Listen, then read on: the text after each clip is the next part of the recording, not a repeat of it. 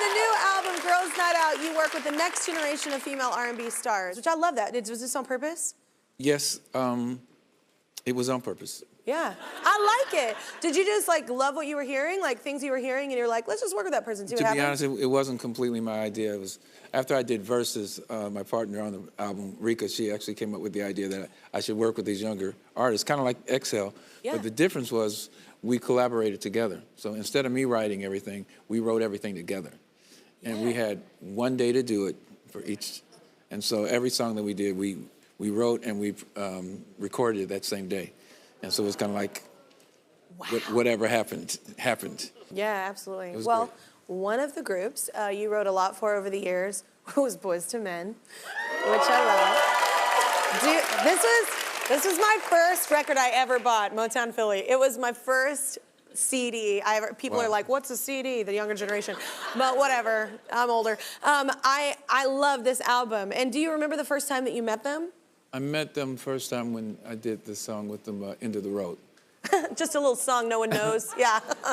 No, it was the first song because they were really hot. They did Motown Philly, and so we wanted to do have them on the Boomerang soundtrack.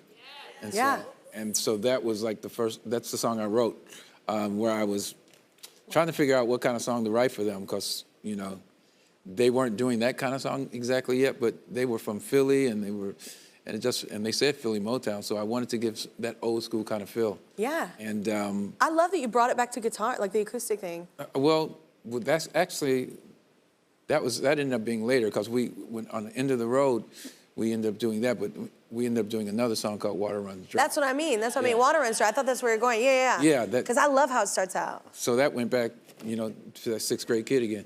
Yeah. And, once again, maybe you should write a thank you letter to this lady.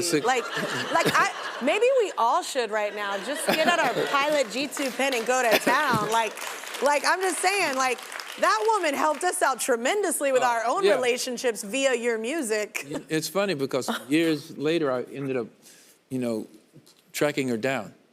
Did you? Yeah.